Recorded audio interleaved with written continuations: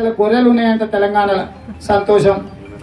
ఇంకొక 84 లక్షలు ఇస్తాడంట, మరీ సంతోషం. ఇవన్నీ కలిపితే 1,50,00,000 అవుతాయంట. ఈ 1,50,00,000 3 ఏళ్ళలో ఇంతాయంట. 5.5 కోట్లలో 1,50,00,000 మనం ఉంచుకున్నా 4 కోట్లను ఒక్కొక్కటి 5,000కు అమ్మితే యాదవులకు 20,000 కోట్లు వస్తాయంట. యాదవులు 20,000 కోట్ల అధిపతులు అవుతారంట ఒక సంవత్సరం లోపల.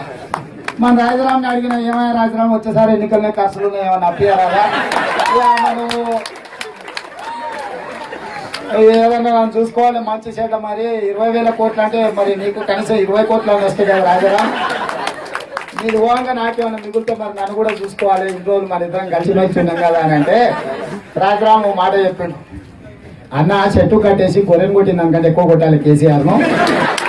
మేము పీజీలు పిహెచ్డీలు చదువుకున్నది మా అమ్మ నాయన తిండి తినక చదువుకోక పొలాలలో పడి ఆ గొర్రెలెంబడి మేకలెంబడి తిరిగి మమ్మల్ని చదివించింది, పీజీలు పిహెచ్డీలు చేసింది. ఈ ప్రభుత్వంలో భాగస్వాములై బంగారు తెలంగాణ నిర్మాణం కోసం మేము చదువుకున్నాం తప్ప పీజీలు పిహెచ్డీలు చదివి మళ్ళీ ఊరికెళ్ళి గొర్రెలు పెంచుకోనిక నాన్న.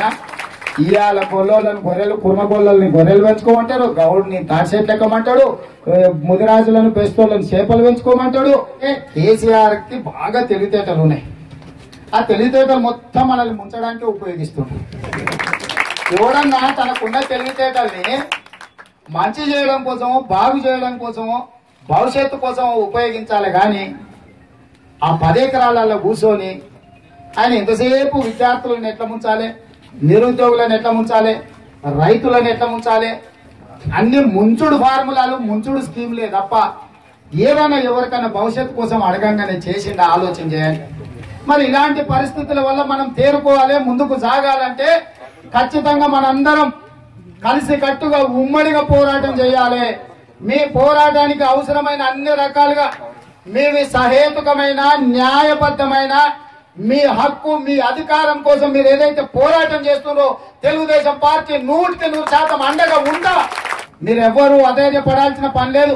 అశోక్ గారు ఏ విధంగా అయితే తన కూతుర్ని ఉద్యమంలో, తెలంగాణ ఉద్యమంలో తన 2 కూతుర్లు ఎట్లయితే భాగస్వామ్యం తీసుకున్నారో, ఈనాడు ఒక తండ్రిగా ఆయన ముందుకొచ్చి ఇది నైతికంగా ఎంతో ధైర్యాన్ని మిగతా తల్లిదండ్రులకు స్ఫూర్తిగా నిలబడడానికి రోజు అశోక్ గారు వచ్చారు. మీరందరూ కూడా గట్టిగా చప్పట్లతో తనకు ధన్యవాదాలు తెలపాల్సిందిగా కోరుకుంటున్నాను.